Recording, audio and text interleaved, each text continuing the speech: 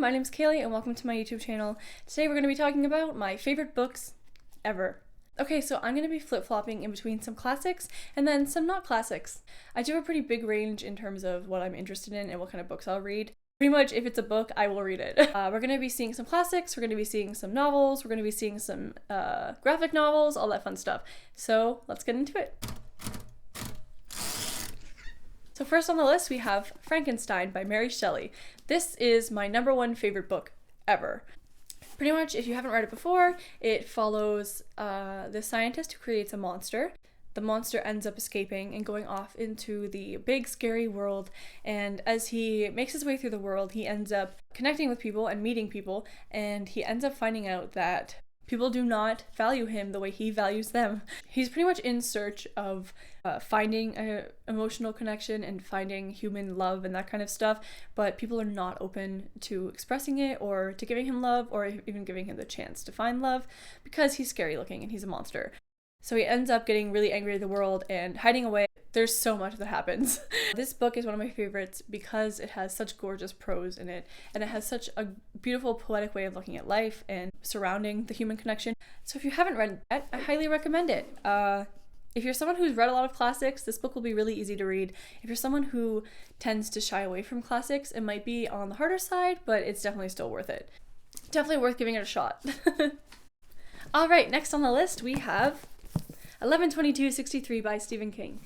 So this book pretty much follows this man who goes back in time into the 60s, and during his time in the 60s, he ends up meeting a bunch of people and really valuing the life that he creates for himself in the 60s and the opportunities that present for him in the 60s, which pretty much makes him not want to go back to the 2000s. So his goal of going back into the 60s is to stop the assassination of JFK, and although he still thinks about stopping the assassination of JFK, the story is not about the assassination of JFK. The story is about his relationships and his time in the 60s and the relationships he connects with, or the relationships he develops, and the love that he ends up falling into and all this kind of stuff. And I'm also just going to say, if you're someone who doesn't like Stephen King, and also isn't really into the huge books, I still recommend giving this one a shot. It's not like anything Stephen King's ever written before, so if you're someone who, like I said, doesn't like King, it's not a horror book, it's not scary, it's not spooky, it's not paranormal or anything like that. So if you're not into horror books, I would still recommend checking this one out because honestly, to me, it feels more like a love story. Definitely give this one a read if you haven't.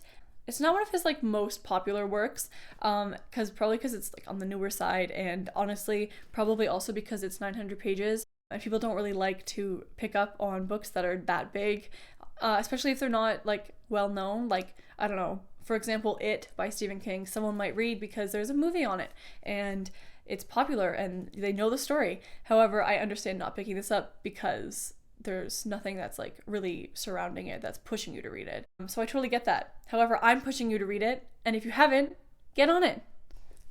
Alright, next up on my list is Anne of Green Gables. I loved this book when I was growing up. I read it so many times, and I was obsessed with it. And if I'm honest, I'm still obsessed with it.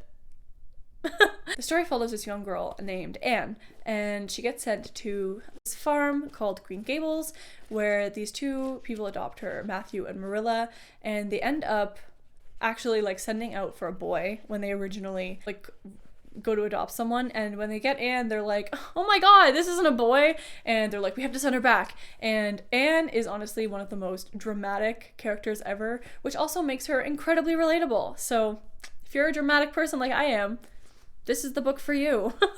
So Anne ends up throwing this big scene, and she's like, I'm in the depths of despair, because she doesn't like the idea of them sending her back and her having to go back to her life as an orphan. So they end up keeping her, and the story follows her growth into womanhood and into adulthood and all that kind of stuff. It's such a super sweet story and so wholesome, and she's one of the most beautiful and relatable and just charming characters ever. I love it so much, and if you haven't given this a read, definitely give it a read. It's only 300 pages. You could read it in a day.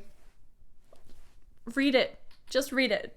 Okay, the next book is Everyone's an Alien When You're an Alien Too. This book is adorable. I love this book with my whole heart. It is a graphic novel, but it's not The pages are like one scene per page, so you can fly through this book in like half an hour. It's so good and so easy to read.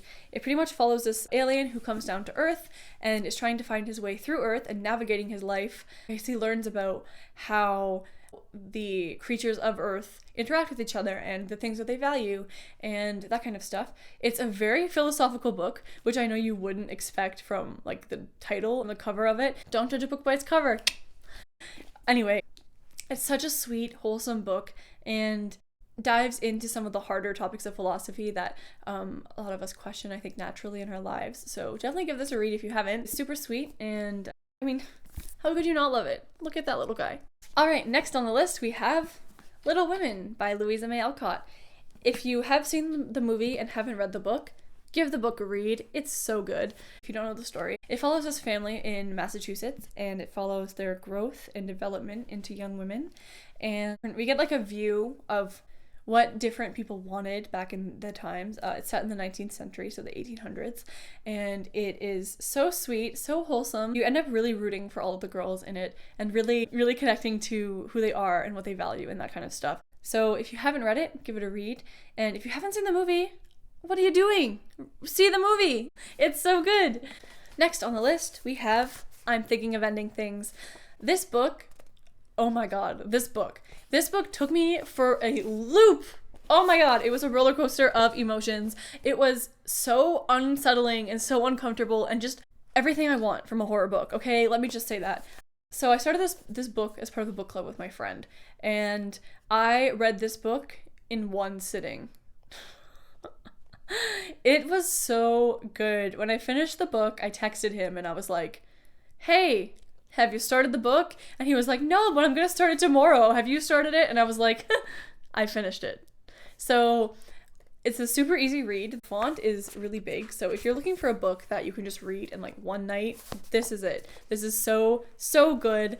The ending has you like, what? It's one of those books that you could read twice, and that you honestly should read twice, because when you get to the end of it, you're gonna want to read it again.